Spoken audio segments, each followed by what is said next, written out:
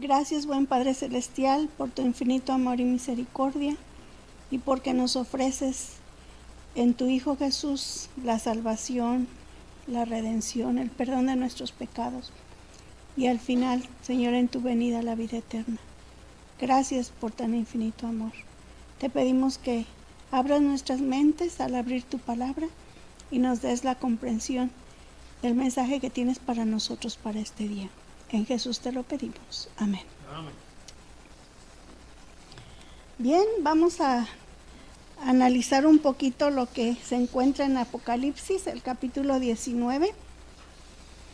Aquí en Apocalipsis 19, bueno, de hecho, en el libro de Apocalipsis, si ustedes se ponen a analizar, a leer y analizar, lo que abunda más en este libro son alabanzas. Alabanzas a Dios, alabanzas en el cielo. Y a mí me emociona mucho leer estos capítulos de este libro, porque yo quiero estar en ese grupo que alabe a Dios en el cielo. Amén. ¿Ustedes también? Por eso estamos aquí, ¿verdad? Entonces el capítulo 19, aquí en mi Biblia tiene un título que dice Alabanzas en el cielo. Aquí en este capítulo menciona, además de las alabanzas, menciona dos cenas. La gran cena de Dios es una de ellas. ¿Cuántos les gustaría estar en la gran cena de Dios? Y la otra es la cena de las bodas del Cordero. ¿Les gustaría estar en la cena de las bodas del Cordero? Sí, a todos nos gustaría, ¿verdad? Discúlpenme que no quise tomarles el pelo como decimos generalmente, ni tampoco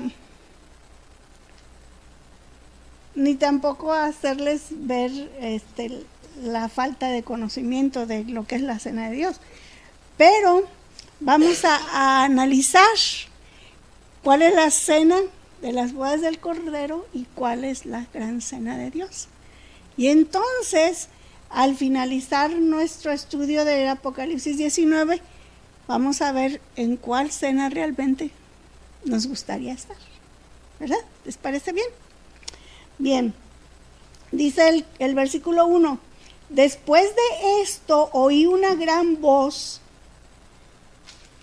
de gran multitud en el cielo que decía: Aleluya, salvación y honra y gloria y poder son del Señor Dios nuestro. Es una alabanza bien linda, ¿verdad? Y esto dice que lo dijeron una gran voz de una gran multitud después de esto. Y se refiere a lo que está en el capítulo 18, en el capítulo anterior. Al decir después de esto, se refiere a el juicio de Babilonia, que está en el capítulo 18. En el 18, el versículo 4 es una invitación a salir de Babilonia, salir de ella, pueblo mío, dice, para que no seáis participantes de sus plagas. Y en el versículo 20 dice: alégrate sobre ella, o sea, sobre la ciudad de Babilonia, dice, y vosotros santos, apóstoles y profetas, porque Dios os ha hecho justicia en ella. El juicio de Dios sobre Babilonia es el que hace que esta gran multitud alabe a Dios. Y dice el versículo 2, porque sus juicios son verdaderos y justos, pues ha juzgado a la gran ramera que ha corrompido a la tierra con su fornicación. Perdón.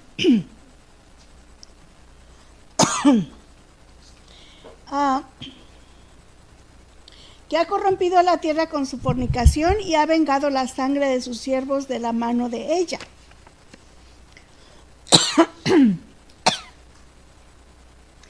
Y otra vez dijeron: aleluya. Y el humo de ella sube por los siglos de los siglos. Y entonces aquí hay otra vez la escena, se repite otra vez la escena parecida a la del capítulo 4. Dice, y los 24 ancianos y los 4 seres vivientes, ¿qué hicieron? Se postraron en tierra y adoraron a Dios que estaba sentado en el trono y decían, amén, aleluya. En el capítulo 4 hay una descripción de un escenario hermoso en el cielo donde están los 24 ancianos, los 4 seres vivientes, los ángeles y todos alaban a Dios. Y se parece a esta descripción que está en el versículo 4. Y entonces dice el versículo 5, y salió del trono una voz que decía, alabad a nuestro Dios todos sus siervos, y los que le teméis, así pequeños como grandes. Y oí como la voz de una gran multitud, versículo 6, como el estruendo de muchas aguas, y como la voz de grandes truenos que decía, aleluya, porque el Señor nuestro Dios Todopoderoso reina. Gracias.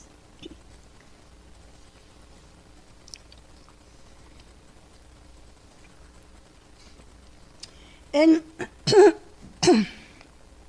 las grandes fiestas de los judíos, ellos cantaban secciones de los de los Salmos 113 al 118. Y esos cantos exaltaban la bondad y la misericordia de Dios con su pueblo. En el gran día de la redención y la liberación de Babilonia, que pronto ha de venir, el pueblo de Dios responderá con la más profunda gratitud a su misericordia manifestada en su liberación. Y esto es parte de eso, esas alabanzas, esas aleluyas, esas glorias que se le dan a Dios. Fíjense que dice que una multitud, se escuchaba la voz de una multitud que alababa a Dios y decía aleluya, aleluya. El versículo 7 dice, gocémonos y alegrémonos y démosle gloria porque han llegado las bodas del Cordero y su esposa se ha preparado. Y a ella se le ha concedido que se vista de lino fino, limpio y resplandeciente, porque el lino fino es las acciones justas de los santos. Y el ángel me dijo, escribe, bienaventurados los que son llamados a la cena de las bodas del Cordero. Y me dijo, estas son palabras verdaderas de Dios. Vemos que aquí nos está diciendo una bienaventuranza a los que son llamados a las cenas de las bodas del Cordero. Tanto en el Antiguo como en el Nuevo Testamento se asemeja el matrimonio, la institución del matrimonio, a la relación de Cristo con su iglesia, ¿verdad? Vamos a ver Isaías, el capítulo 54. No pierdan Apocalipsis 19 porque vamos a volver ahí. Pero veamos qué dice Isaías, el capítulo 54.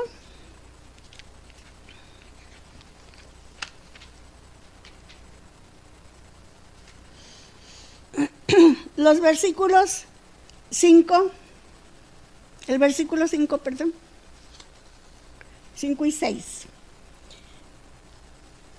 Porque tu marido es tu hacedor, Jehová de los ejércitos es tu nombre, es su nombre. ¿Ve? Está hablando de la relación de matrimonio. Tu marido, dice, es tu hacedor. Y tu redentor, el Santo de Israel, Dios de toda la tierra será llamado. Y luego dice el 6, porque como a mujer abandonada y triste de espíritu te llamó Jehová, y como a la esposa de la juventud que es repudiada, dijo el Dios tuyo. Aquí está, vemos cómo la compara a la iglesia como o al Señor, a Jesús, a nuestro Hacedor, como el marido de la iglesia, ¿verdad? Veamos ahora en Corintios, segunda de Corintios, el capítulo 11 y el versículo 2. Segunda de Corintios 11, 2. Dice así: porque os celo con celo de Dios, pues os he desposado con un solo esposo para presentaros como una virgen pura a Cristo. Aquí le está hablando el apóstol Pablo a la iglesia de Corinto. Y le dice a la iglesia de Corinto que se la presenta como un esposo, que le presenta a Cristo como un esposo para presentarla como una virgen pura a la iglesia, como una virgen pura para el esposo que es Cristo. Ahí vemos otra vez la similitud o el símbolo, el simbolismo entre la iglesia y Cristo con el matrimonio. Vamos a revisar qué hay en Efesios. Efesios 5. Ahí cerquita. Otra vez nos habla algo similar. Vamos al versículo 25 al 27.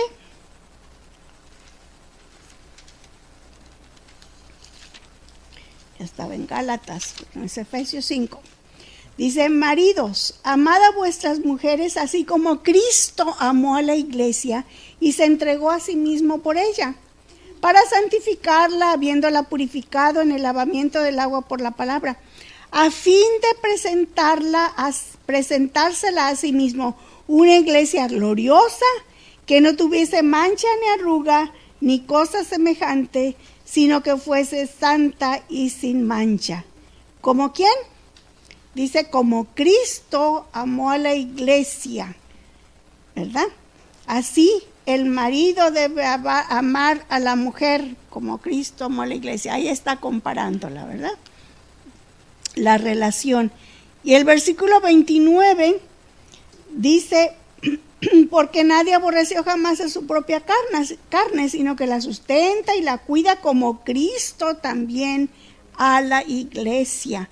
Y el 32, grande es este misterio, pero no el de hombre y mujer, sino el de Cristo con la iglesia. Dice: mas yo digo esto respecto de Cristo y de la iglesia, que es grande ese misterio, porque está basado en esta relación de amor, el amor que Cristo tiene para con nosotros como su iglesia. Y ese es algo que es un misterio, ¿verdad? El misterio que el apóstol Pablo llama el misterio de la bondad, que Cristo se hizo carne y vivió entre nosotros y luego dio su vida para nuestro rescate. Por eso es que dice aquí también el apóstol Pablo que es grande este misterio del amor de Cristo. Bueno, sigamos entonces, ya que aclaramos esto, o mejor dicho, no aclaramos, sino vemos cómo también se presenta esta relación de matrimonio entre Cristo y la iglesia. Veamos ahora Apocalipsis 21:2. ¿Quién es el esposo del Cordero? O la esposa, perdón. Porque estábamos diciendo que está preparada la cena del Cordero, las bodas, de la cena de las bodas.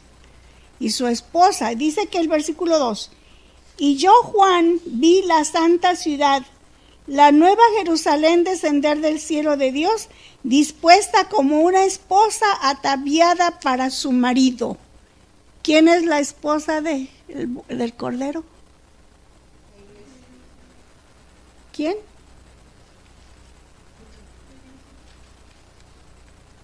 ¿Qué leímos aquí en el 2?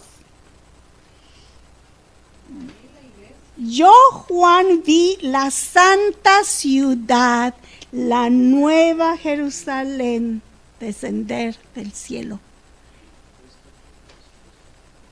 ¿Ah? Aquí dice que es la nueva Jerusalén. No, no. La nueva Jerusalén aquí desciende para recoger a sus hijos, ¿sí? Entonces, vamos a ver si aclaramos un poquito más, si se hace más claro esto para nosotros. Es la nueva Jerusalén porque allí está el centro del gobierno de Dios. Ahora nosotros, cuando descienda la nueva Jerusalén, que venga Jesús por nosotros, nosotros no vamos, cuando sean las bodas, mejor dicho, esperen, déjenme reorganizar. Cuando sean las bodas del Cordero, nosotros vamos a estar aquí en la tierra, ¿sí? A nosotros se nos invita a la cena de las bodas. ¿Cuándo es la cena de una boda? ¿Antes o después de la ceremonia? Después, ¿verdad? Primero se hace el matrimonio. Después de la boda, entonces viene la cena de las bodas. ¿Estoy en lo correcto o no? Ok. Entonces, nosotros estamos invitados a la cena de las bodas. La boda es entre Cristo y la Nueva Jerusalén. Nosotros, espiritualmente, por fe, estamos allá en la Nueva Jerusalén, por la fe, estamos ahí presentes, que Jesús está casando con la iglesia, con la Nueva Jerusalén, pero no estamos en cuerpo, estamos por fe, ¿sí? Porque Jesús está intercediendo por nosotros en el santuario. ¿Y dónde está el santuario? Está en la Nueva Jerusalén, en la Jerusalén, ¿verdad? Allá en el cielo. Entonces nosotros por fe estamos allá.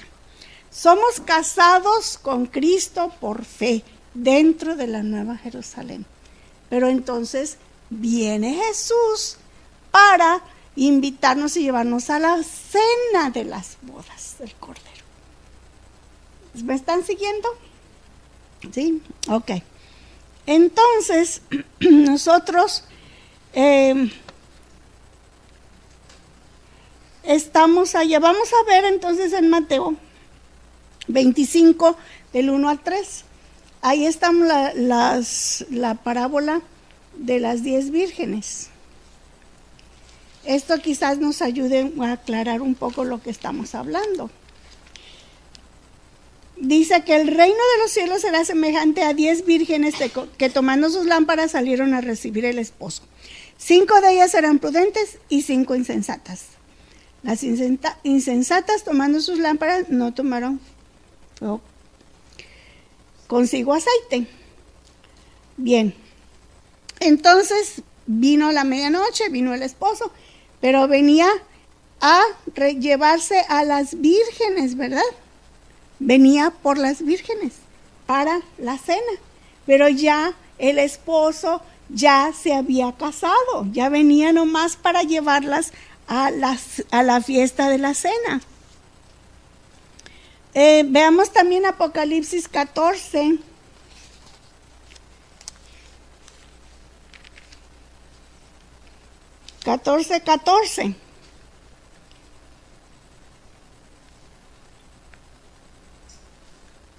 ¿Estamos?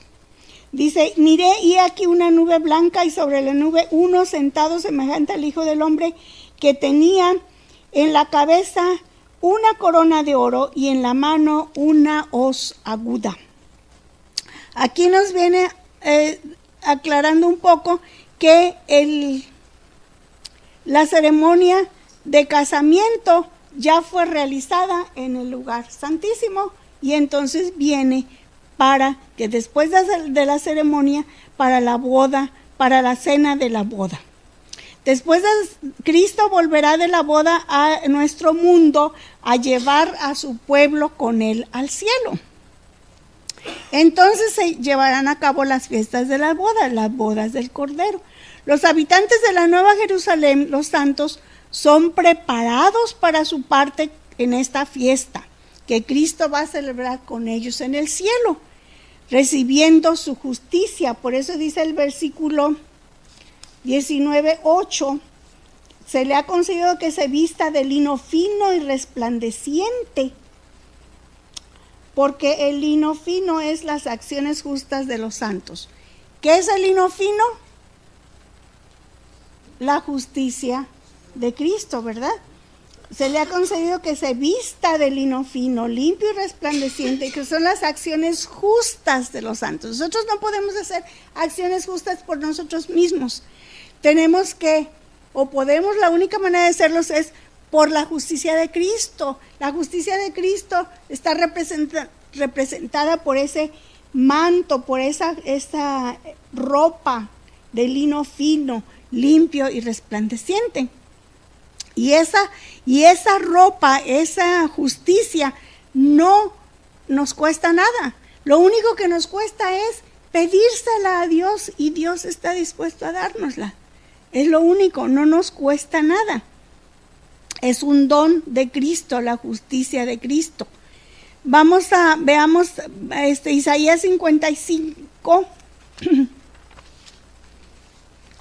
¿Qué dice Isaías 55? Es una invitación.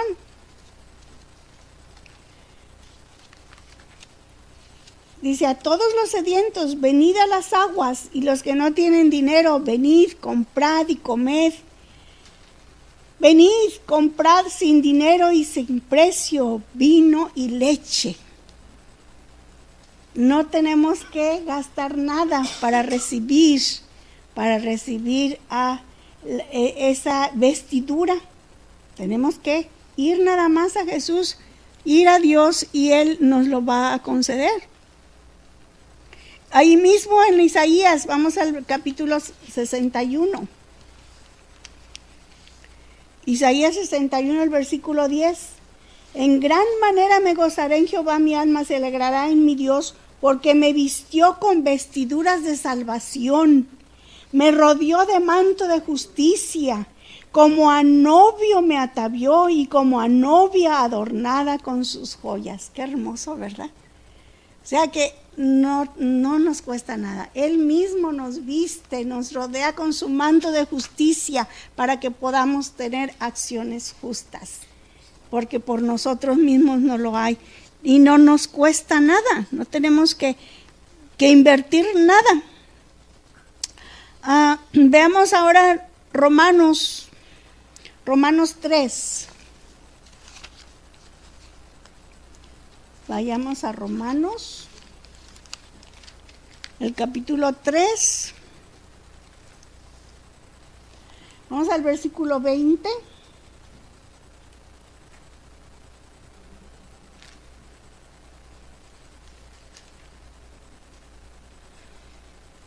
Dice: ya que por las obras de la ley ningún ser humano será justificado delante de él, porque por medio de la ley es el conocimiento del pecado. O sea, por las obras de la ley no somos justificados. Nosotros no podemos hacer nada para recibir la justificación, ¿verdad? Y dice el 22, la justicia de Dios por medio de la fe en Jesucristo, para que todos que crean en Él, porque no hay diferencia, todos los que crean en Él van a recibir la justicia de Cristo. Nada más necesitamos creer y Dios nos va a justificar, nos va a cubrir con su manto de justicia. No nos cuesta nada. ¿Y qué dice el 24? Siendo justificados gratuitamente por su gracia. ¿Ven? Ahí nos lo confirma todavía. Somos justificados. Ese manto de justicia es gratuito por su gracia mediante la redención que es en Cristo Jesús. ¿Por qué estamos diciendo todo esto? Porque estamos viendo que esa vestidura no nos cuesta nada.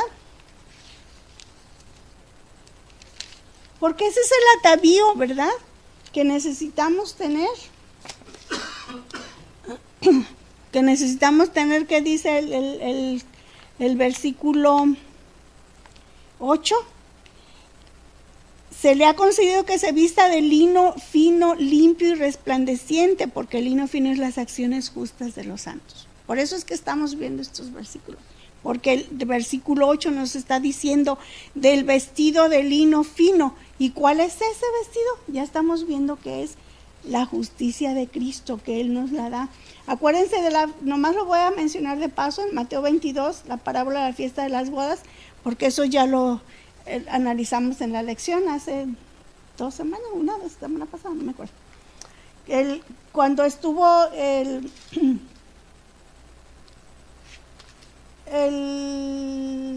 rey que hizo fiesta de bodas a su hijo, que fue invitó a fulano, a mengano, y nadie quiso ir, ¿se acuerdan? Entonces dijo, bueno, pues vayan, inviten a todos porque se va a hacer fiesta. Pero a todos se les dio una vestidura para que pudieran entrar, ricos, pobres, ciegos, de todos, toda clase de gente, porque esa invitación al banquete era para todo el mundo, porque ya que los que habían sido invitados habían rechazado la invitación, entonces se extendió a todo el mundo. Todos tenían su pretexto, ¿verdad?, para no ir. Entonces llega el rey para ver a sus convidados y ve uno ahí que no tiene vestido de bodas. Dice, amigo, ¿cómo entraste aquí sin estar vestido de boda? Mas él enmudeció. Si no tenemos el vestido de bodas, este manto de justicia, de lino fino, que es la justicia de Cristo, nosotros no podemos entrar a las bodas. Esa es la preparación que necesitamos, porque dice, porque ha llegado, el versículo 7, ha llegado las bodas del Cordero y su esposa se ha preparado. Esa es la preparación, tener la justicia de Cristo en nosotros, que nos cubra para poder manifestar esas obras justas, porque si no, no sirve, de nada nos sirve. Bien, vamos otra vez a Apocalipsis 19.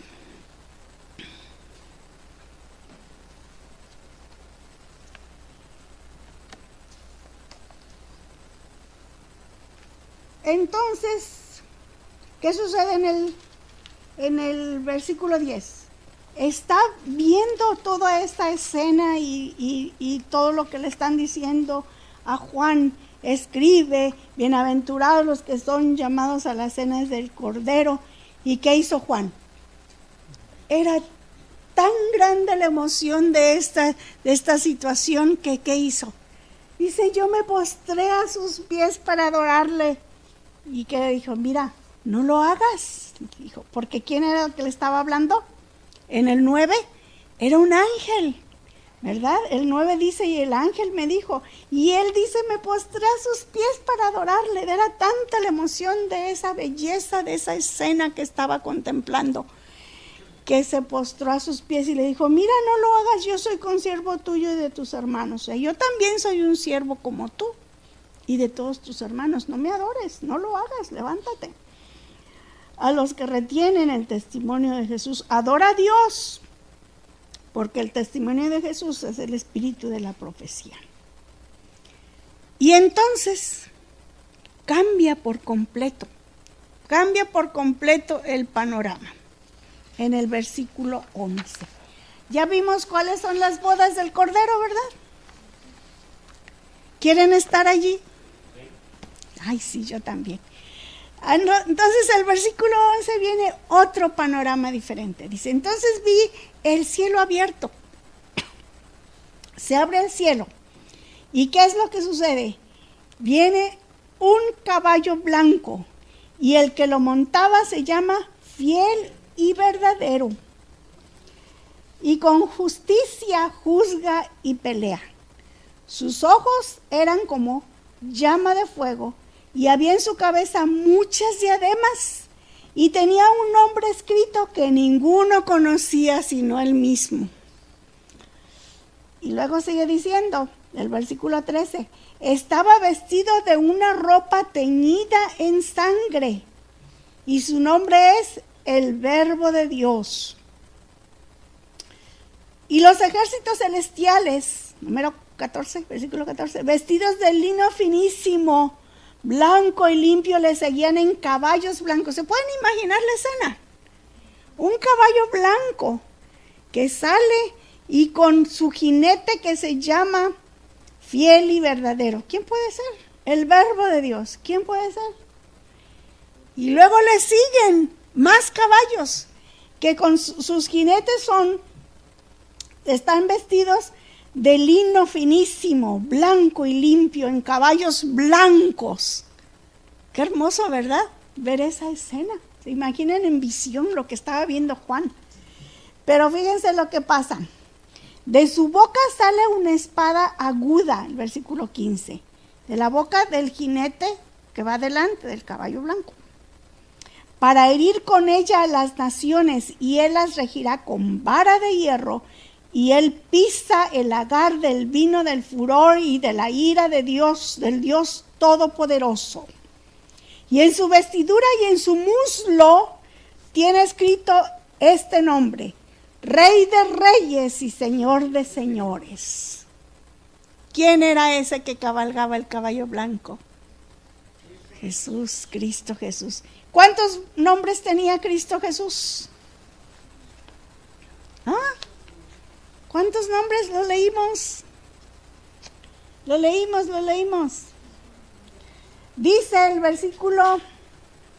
el primer versículo que leímos, el 11, el 12, dice, y tenía un nombre escrito que ninguno conocía sino él mismo. ¿Qué nombre era? No sabemos. No dice que ninguno conocía. Ese nombre no lo sabemos, ¿verdad? Se refiere a un nombre que es de acuerdo a su naturaleza divina, que nosotros no podemos comprenderlo plenamente como humanos. El segundo nombre está en el versículo 13, que dice el Verbo de Dios. Su nombre es Verbo de Dios. Eso significa que representa la perfecta expresión de los pensamientos de Dios. Acuérdense que Jesús mismo dijo: yo y mi Padre uno solo somos, ¿verdad? Yo y mi Padre trabajamos, y yo en Él y Él está en mí. Entonces, por eso significa que se llama el Verbo de Dios. Y su tercer nombre es Rey de Reyes y Señor de Señores. Y eso representa que es Dios en todo sentido y digno de alabanza y de adoración. Esos tres nombres tiene Dios. Jesús, el primero no lo podemos saber. El segundo es Verbo de Dios. Y fíjense cómo venía vestido. El versículo 3, estaba vestido de una ropa teñida en sangre.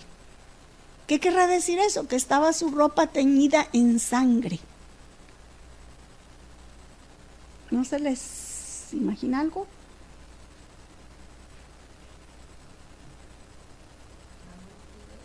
Que Jesús fue sacrificado, fue crucificado, ¿verdad? Y su ropa estaba teñida.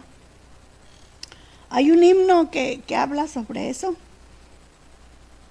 de que estaba vestido con ropas teñidas en sangre. Y luego dice del versículo 15,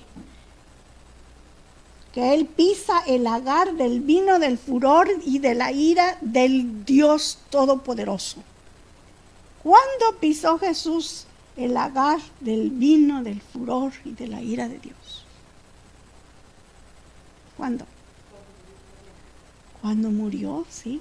¿Se acuerdan que en el huerto de Getsemaní él oraba y decía: Señor, si es posible que pase de mí esta copa, no la quiero tomar, por favor? Esta copa que él tenía que beber era la ira de Dios. Era el de todos nuestros pecados, tenía que echárselos encima, y en él se iba a cargar al ser crucificado, al ser muerto, todos nuestros pecados, y él tenía temor que esa carga de pecados de toda la humanidad, sabiendo que es tan repulsivo el pecado para Dios, lo iba a separar de Dios para siempre, de su Padre. Y por eso es que decía él: que no pase de mí esta copa. Esa copa él la bebió para que tú y yo tengamos salvación, para que tú y yo podamos recibir el trato que Él se merecía y que dejó de merecerlo para venir a ser un humano como tú y yo. ¿A dónde más vemos una copa? Una copa del vino de la ira de Dios. En el mensaje de los 3 ángeles, ¿se acuerdan? En Babilonia, que ha dado a beber a todas las naciones. Y entonces serán destruidos por el vino del furor de la ira de Dios, ¿sí? Bien, ¿seguimos? Yo me propuse salir temprano hoy, entonces vamos a continuar. Vamos al versículo de Apocalipsis 19.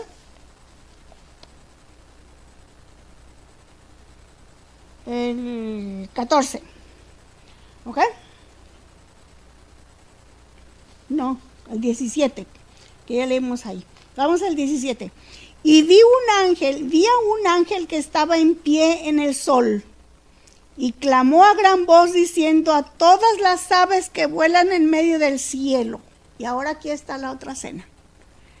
¿A quién estaba dirigiendo esto que vamos a leer ahora?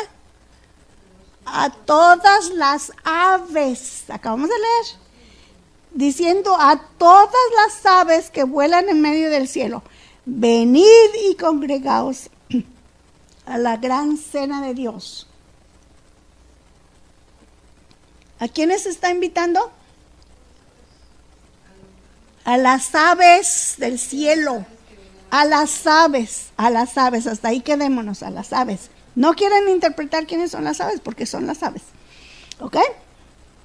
Que dice: venid y congregaos a la gran cena de Dios, para que comáis, y ahora viene aquí el menú, para que comáis carne de reyes y de capitanes, y carne de fuertes, y carnes de caballos y de sus jinetes, y carnes de todos, libres y esclavos, pequeños y grandes. Fíjense la cena. Y esa es la gran cena de Dios.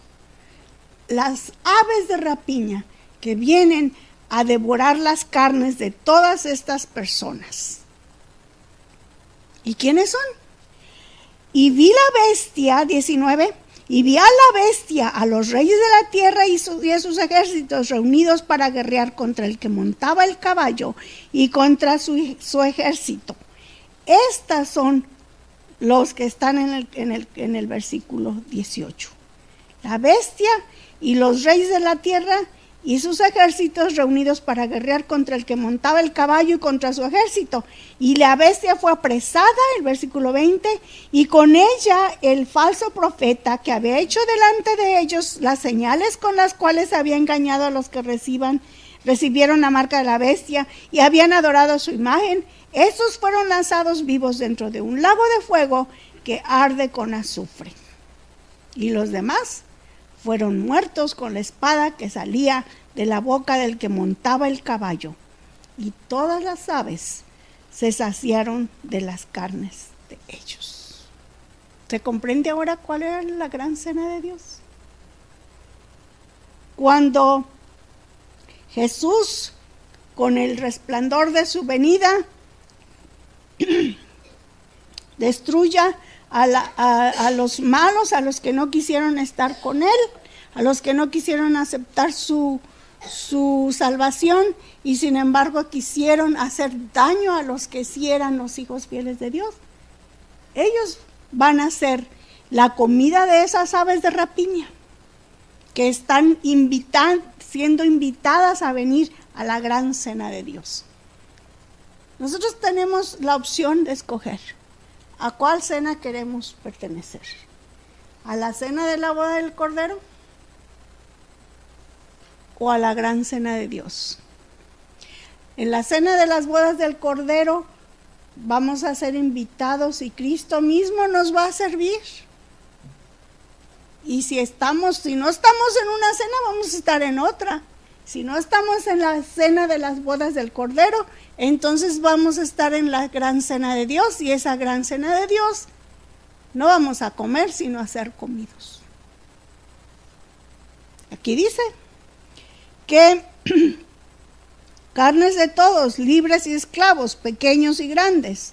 Eso va a ser la comida de las aves. La gran cena de Dios es para las aves de rapiña, que se van a comer a los seres humanos que no quisieron ser fieles a Dios o aceptar su salvación. ¿Se dan cuenta la diferencia? En la gran cena de las bodas del Cordero vamos a ser servidos, vamos a gozar de una cena. Y en la otra vamos a ser comidos. Si no estamos en una cena, estamos en la otra. Ahora, mis hermanos, es el tiempo de hacer nuestra decisión. Ahora, no va a haber una segunda oportunidad. Cuando llegue el milenio se acabó. No nos engañemos con esas falsas doctrinas de que durante los 1000 años va a haber una segunda oportunidad. Eso no va a suceder. Ahora es el momento aceptable, ahora es cuando podemos decidir o en una o en otra.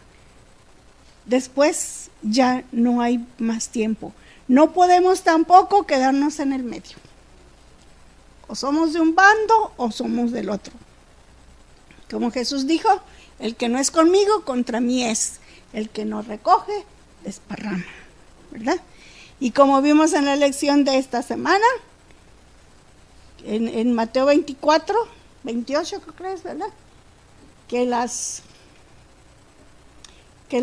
¿Cómo dice? Que donde están los muertos, ahí está el muerto, ahí están las águilas. O donde están las águilas es donde está el muerto, ¿verdad?